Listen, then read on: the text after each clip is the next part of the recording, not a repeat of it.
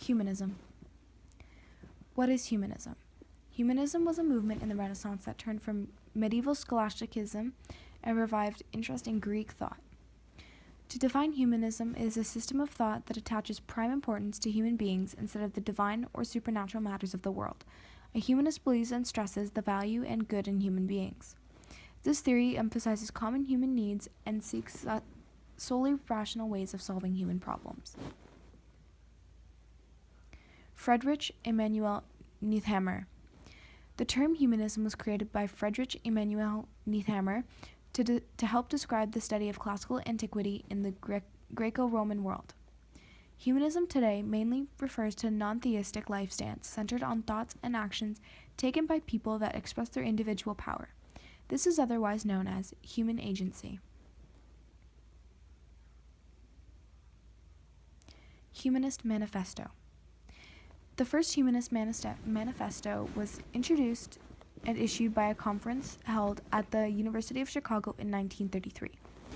It said humanism was an ideology of reason, ethics, social, and economic justice. It called for science to replace dogma and the supernatural as the basis of morality and decision-making. Humans deserve respect. Every human should be treated with respect and allowed to have dignity. If all people act with respect for others, then people will live in peace and trust.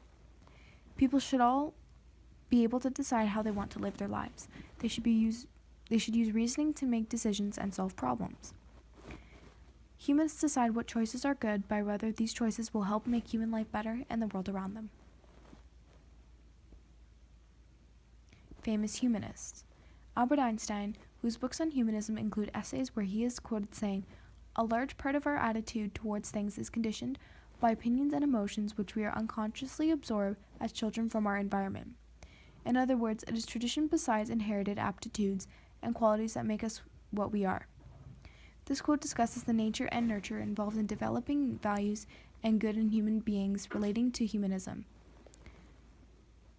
Desiderius Erasmus, who was the greatest scholar of the Northern Renaissance, the first editor of the New Testament, and also an important figure in patricists and classical literature. Using the philological methods pioneered by Italian humanists, Erasmus helped the groundwork for the historical critical study of the past. Jean-Paul Sartre, humanist author, French philosopher, and playwright, in his book, Existentialism is a Humanism, says, "If God does not exist, are we provided with any values or commands that could legitimize our behavior?" This quote refers to the lack of divine beings in humanism. We must legitimize our behavior through our means. This book tries to further identify those means. Humanism in Hamlet. In Hamlet, the entire play can be seen as a struggle between humanism and non-humanism. An example of this is shown in Act 2, Scene 2. Hamlet says, "What a piece of work is man." Hamlet shows a struggle with reason and ethics when searching for proof of the legitimacy of his father's ghost and Claudius's guilt. Searching for rationality in both himself and others, the search for rational thinking and problem-solving is essential to humanism beliefs. Another example is Polonius in Act 1, Scene 3, when he says, "This above all to thine own self be true, and it must follow, as the night the day, thou canst not be false to any man." This quote refers to seeking out your own human needs and being true to your own reasoning.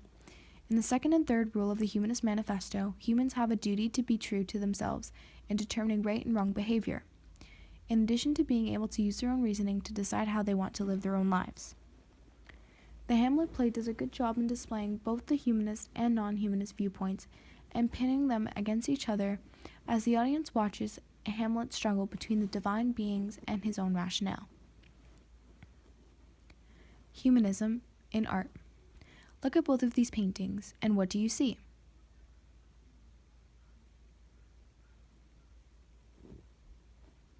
Prior to the Renaissance, the Middle Ages was focused mainly on religious and supernatural ideology. Renaissance art was driven by humanism while adopting the Gothic style. Medieval artwork contained pieces of art where humans were sized according to social status rather than true proportions. Artists of the time focused primarily on religious scenes instead of secular events. Renaissance artists drew attention to feelings and emotions, adding a more realistic feel to human subjects. Renaissance works also emphasized proper proportion of humans in landscapes, creating works of art that pertain to the beauty of man. The detail in these forms of art are used to showcase how humans really look, the flaws, and the creation of humans in this new age. More people, artists, are painting less holy or religious figures and paying attention to the beauty of mankind.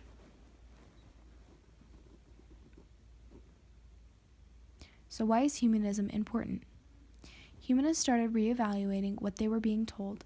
In the Middle Ages, the life of a human being was just a passage from this life to the afterlife.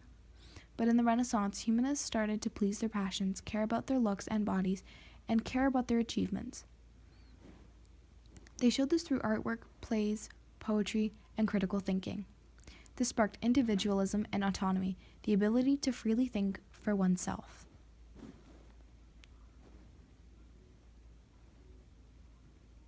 And here's a quick video of John Green. Hope you enjoy it.